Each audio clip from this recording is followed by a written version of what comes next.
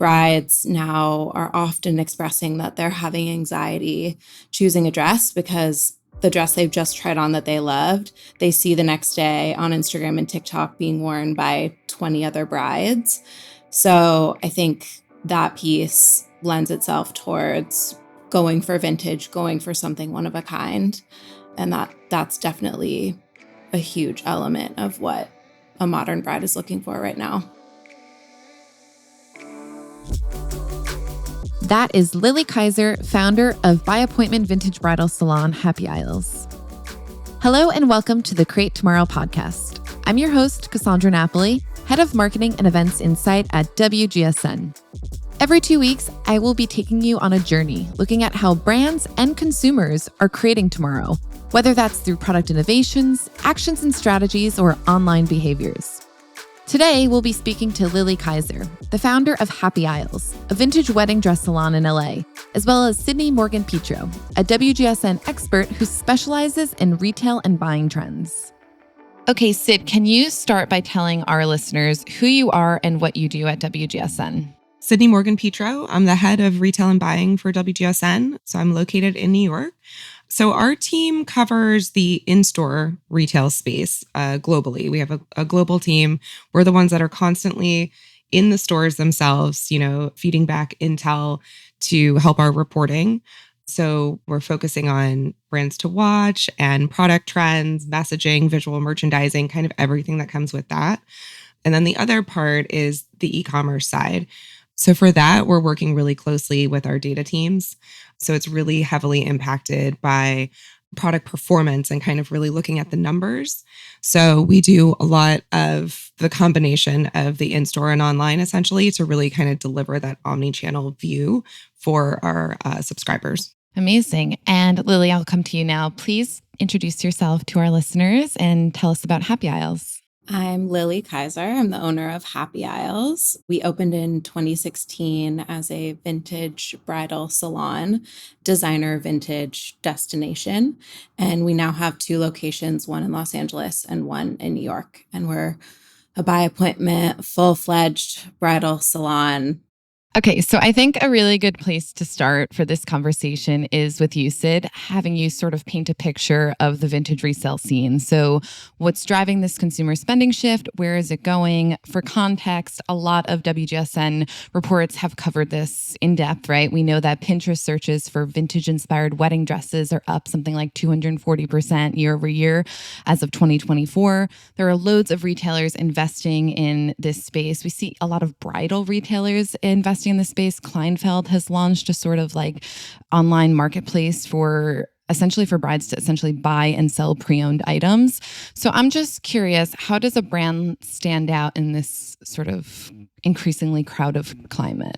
Yeah, absolutely. And resale is definitely something we've been talking about a lot, and it kind of spans all ends of the market. I think for a lot of vintage, there's certain category leaders or kind of like, product leaders that are really driving the most successful businesses. And I'd say by and large, a lot of those are kind of the higher price point items that can really withstand all of the, operational costs that go into operating a secondhand or vintage business.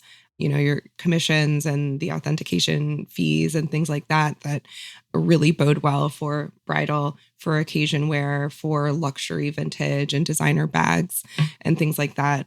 Gen Z definitely, is gravitating towards this movement. And I think, especially for bridal, and Lily can comment on this more, a younger bride wants to be anything but basic, anything but traditional every day. So I think, the allure there for vintage is so, important because you're guaranteed that nobody's going to have that look and it's going to be really special.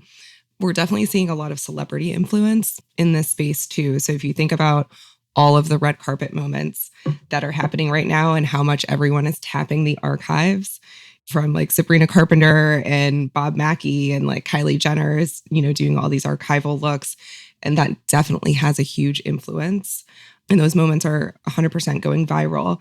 So, a lot of what we're seeing is kind of curating that community as well. And I think brands that are really succeeding in the vintage space are really curating their community through social media channels, through online curation, in-store activations, and that's really the beauty of vintage business versus, a big kind of mass market corporation, is that there might only be the owner or a very small team kind of driving that. So you get to really engage with your community, and they feel like they're really investing in your business on a one-on-one basis. So I think, yeah, definitely brands that are leaning into that side are seeing a lot of success. So, Lily, I'll come to you now. What do you think modern brides are really looking for when it comes to weddings? I think a few different things. Modern brides are still looking to have traditional weddings with, hundreds of guests, potentially multiple days of events.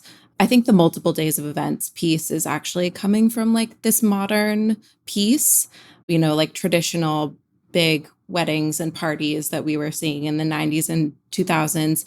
Still, we're just focused on the main wedding ceremony and party. And I think that modern wedding has kind of blown up into this multi-day affair. And I think what drives that too is the bride's desire to wear many outfits and have her moment several times over the week or weekend. And what's driving that is social media and the fact that you can share photos and video and content of your day and your weekend. It gives everyone that moment to kind of be an influencer, honestly, or have that, time in the sun online. So I think there's a huge element and piece of the modern bride in that trend. I think, like we've said, individuality and people wanting just a one-of-one piece. Brides now are often expressing that they're having anxiety choosing a dress because the dress they've just tried on that they loved, they see the next day on Instagram and TikTok being worn by 20 other brides. So I think that piece lends itself towards going for vintage, going for something one of a kind. And that's definitely a huge element of what a modern bride is looking for right now. What do you think the difference about the process of shopping for a wedding dress today is that's maybe new or different from perhaps our predecessors, our parents, our moms? Are there any new priorities really driving that spend for brides? I think prior to the attending of salon appointments, as it was in the past, brides are now consuming so much online and doing so much research and, so much Pinteresting, so much TikTok, so much Instagram, saving a million things, probably for months prior to even engagement. I think that brides are being served content before they're engaged and is definitely months and months of lead up into the physical in-store experience. Yeah. And are you seeing any differences between Gen Z and millennial brides, right? These two generations, despite being relatively close in age, are both heading to the altar. Millennials were slower to get married, but are definitely doing so now, well into their late 30s and 40s. We're actually seeing a lot of younger Gen Z get married quite early on. You can look at celebrities like Millie Bobby Brown, for example, who's about 21. Is there any stark differences between the two generations? I would say millennials that are getting married right now versus millennials that were getting married in 2016 when I opened are going for much smaller, more non-traditional types of weddings, going to the courthouse with just their parents, getting a nice outfit, and then having a party after they honeymoon in Italy and spend what they would have spent on their wedding in Europe. We see that a lot. A lot of, I think that sort of COVID micro wedding did kind of inspire a lot of millennials now who are, saving for a down payment on a house and are looking to do something chic and beautiful, but less so the crazy blowout multi-day affair. And Gen Z is very much still interested in the blowout multi-day affair.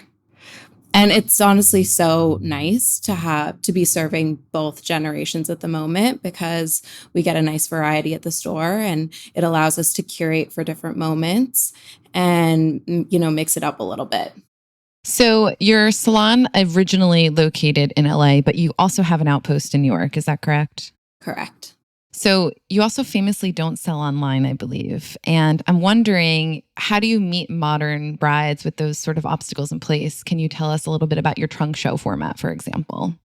Sure. Yeah. So originally, when I started, it was kind of just me in the store. And in my downtime between appointments, I would post try on stories of me on Instagram and the new stuff. And that format just popped off. Like so many people felt connected to the store in a different way than they would just seeing, e-commerce models in vintage dresses, a website like they could see on Etsy or First Dibs or whatever. It just kind of gave a personal touch. And you can show so much more about a piece, especially because it's one of one and old. So to be able to show really a fabric or all the little condition notes, that really just drew people in.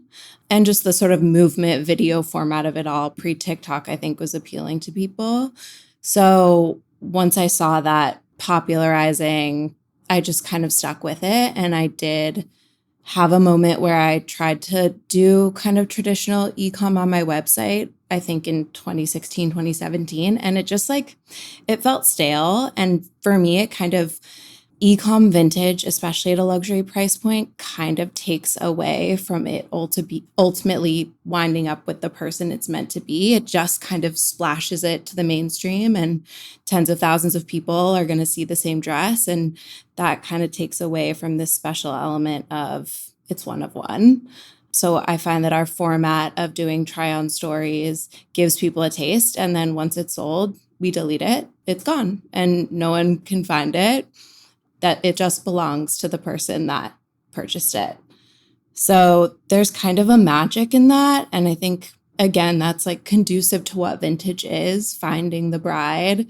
It's a magic moment that happens. And doing traditional e-com just takes the vibe out of it.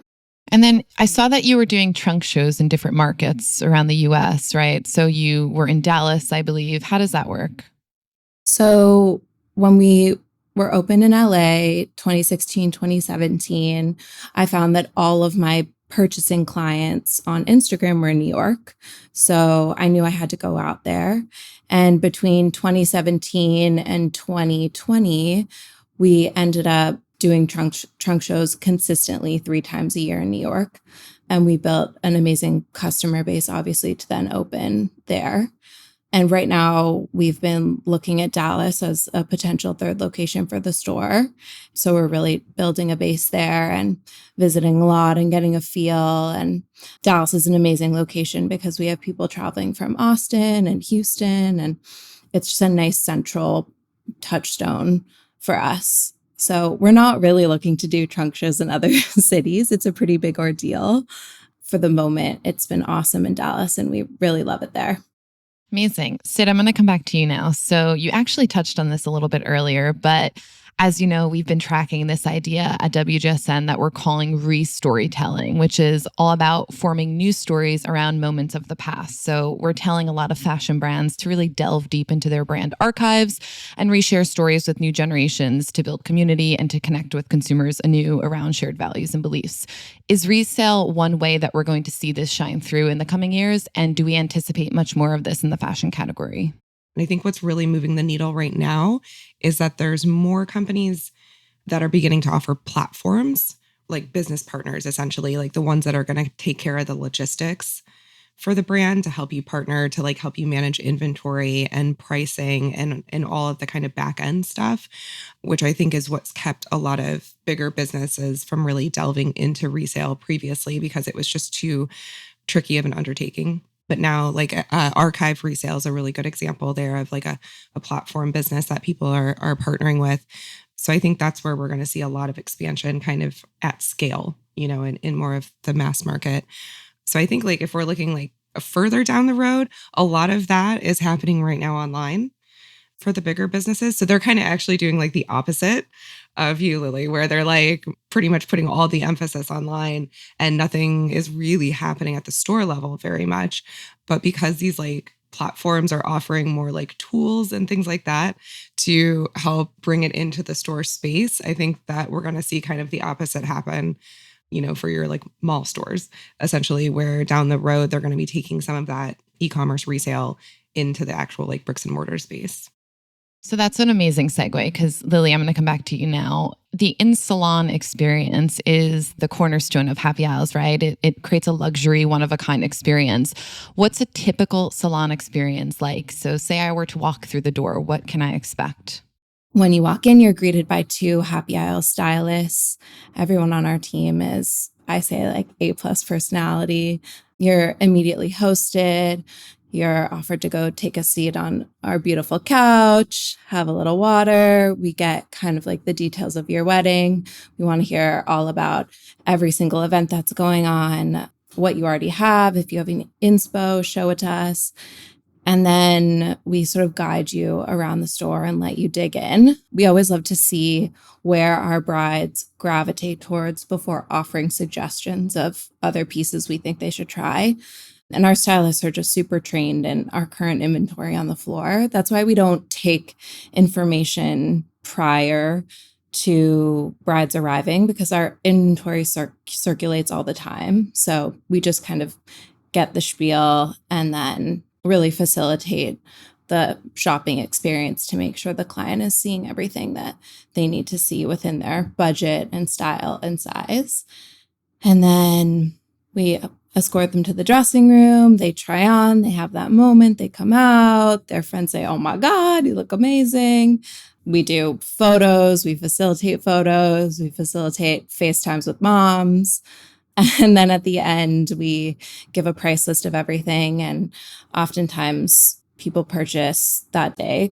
We've talked a little bit about the transformation of weddings being like singular one-day events to sort of wedding weekends or wedding weeks in some cases, and all the sort of looks that go with that, which is driving lots of need for wedding-related and party looks, right? I'm wondering, during the salon experience, do you welcome wedding parties? Do you ever dress mother of the brides? And what does that look like? Yes, yeah. We love our MOBs, especially the Gen Z MOBs are so fun because they're like, they want to be sexy too. The millennial MOBs are, they're wanting different things, normally a little bit more conservative. So the Gen Z moms have been so fun for us the last couple of years and hopefully on into the future. We definitely try to accommodate as many people as possible in the dressing room for an appointment. We just do one at a time just to make sure everyone gets their time.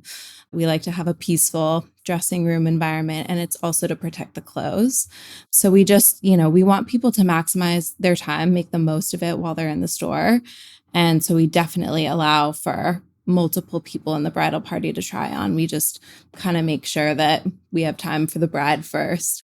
We've spoken about TikTok a little bit. At WGSN, we've been tracking this idea that the TikTok has really accelerated the trend cycle, right? So things happen to be trending all at the same time simultaneously. It's very difficult to navigate. It's very fatiguing, right? But what it's resulted in is that lots of generation or generational sort of cues, like style elements or style cues from different generations, happen to be talked about or, trending simultaneously. In the past, we might have seen like, okay, this season, everyone's talking about the 60s. But really on TikTok, people are talking about the 90s, and then there's Y2K, and then there's 60s, and then there's maybe an 80s reference and shoulder pads, and everything is kind of trending at once, and it's all very much, right? I'm wondering, are you seeing any particular generation shine through for your clientele? Is it they're all looking for 60s elements? Are they all looking for Y2K? How does that look?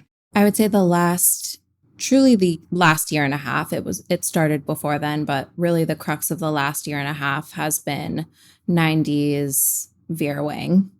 And then its offshoots, the Moniques and all the sort of like classic American bridal designers that are, still designing collections now, but, they're really iconic pieces and fabrics and elements came from that moment in the 90s.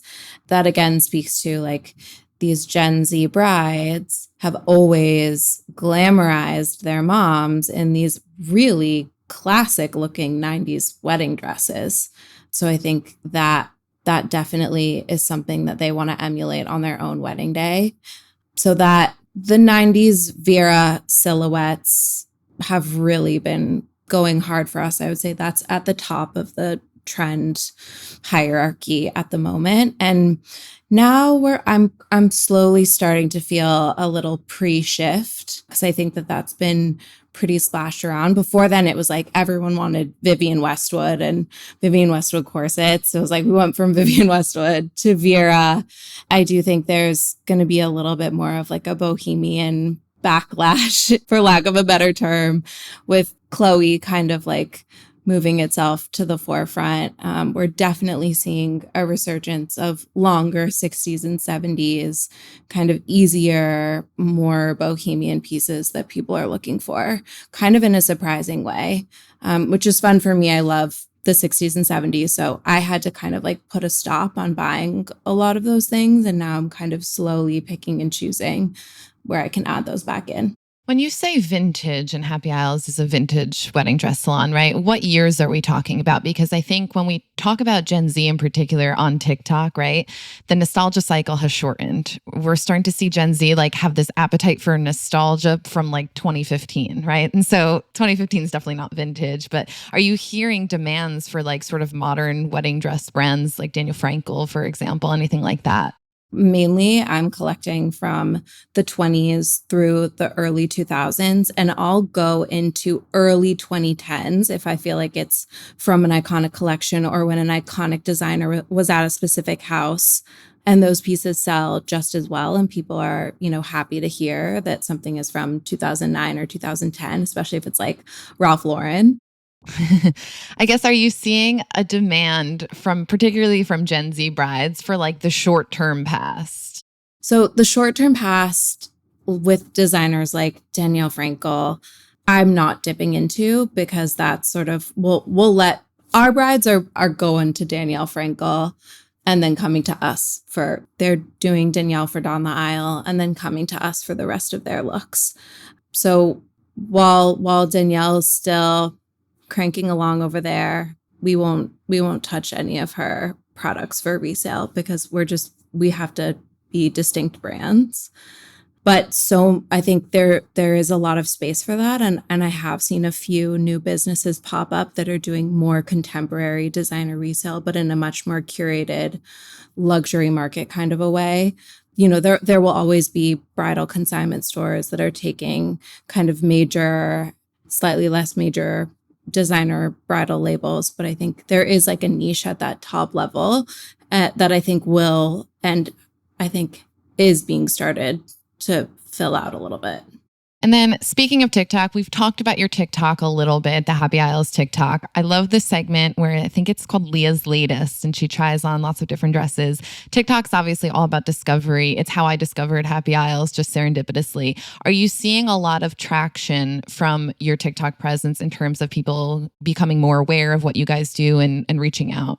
Definitely. Yeah. TikTok's been so hugely powerful for us. In the last year and a half.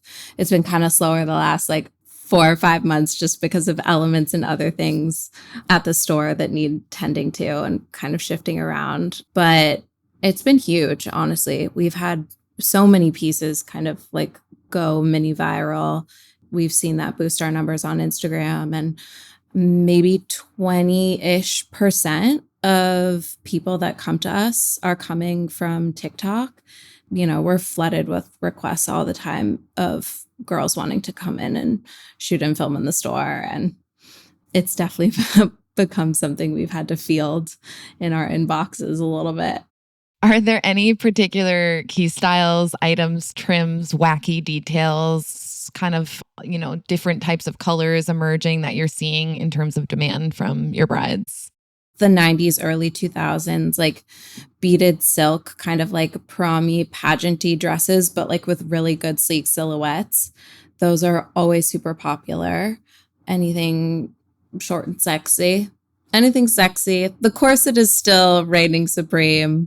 I think something I think about when I think of bridal, and I think of like my mom's generation, she got married in the 80s, and she, had the big hat and the very, fluffy sleeves, the big shoulder pads, things like that. And you kind of look back at it now and it looks a little crazy, because that's not something that's normal that we see today. Do you think that there's anything like that within the bridal space that you see brides kind of flocking to that might be something that they look back on 10 years from now and they're like, oh, I don't know about that? Oh my God. There was something recently where I saw some picture of a bride on Instagram and I was like, oh, that is gonna date itself. But I wish I could remember what that picture was. But just when you said hats, it reminded me that I love hats, and vintage hats are in abundance in this world. And obviously we're still not collectively wearing hats at the moment. So I have to hold myself back. I buy like 3 hats a year for the store. And those 3 hats, like, that's the amount of hats that we sell.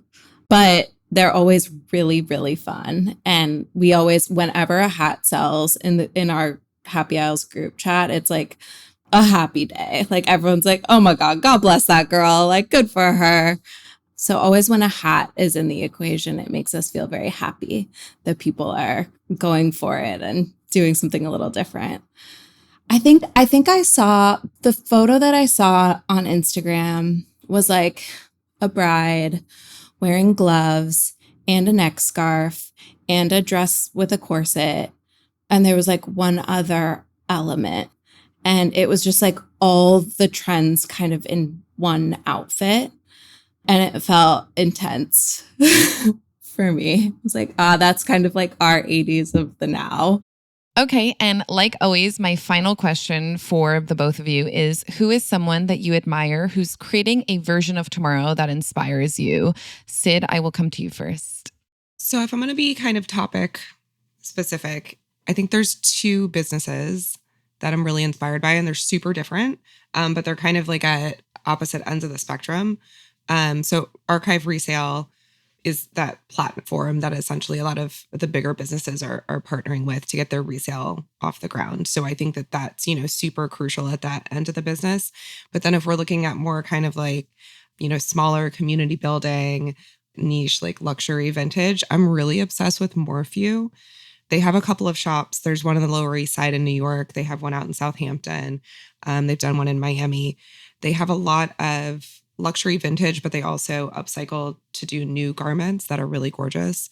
But their whole approach is really interesting because these are pretty high price point items, but their whole ethos is being very inclusive and warm and welcoming. So it's like you walk into the shop and they just want you to play dress up. It's just like a very fun place to be. And I think that vibe is what's going to, compel a lot, especially Gen Z, to kind of embrace designer vintage maybe for the first time.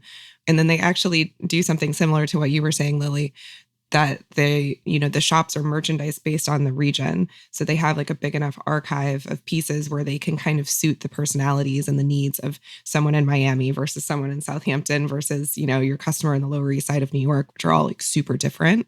So I just love that kind of aspect of vintage now, that you also get to like merchandise it towards your target, customer in your shop. Amazing. And then Lily, what about you? I'm just always inspired by other friends of mine that are women that have their own businesses.